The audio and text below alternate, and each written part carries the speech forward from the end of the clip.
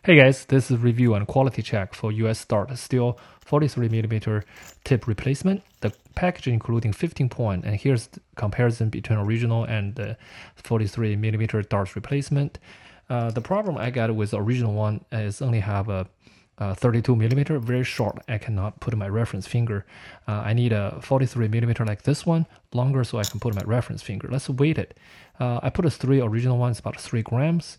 Now put the longer one, is about 4 grams. So the length does adding some weight. So be careful with your dart setup. Now check the length. The original one about 32mm length. Now check the replacement is exactly 43mm. Quality check really good. It does have a dull point, which is not a problem compared with the original one. Original one is really sharp, and for the dull you're just using dart tip sharpener like this one, just move around, and this is how it looks like after sharpened. So it's a not issue to me.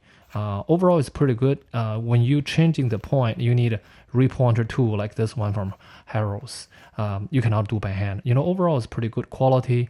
The same length 43 as recommended. I really like it.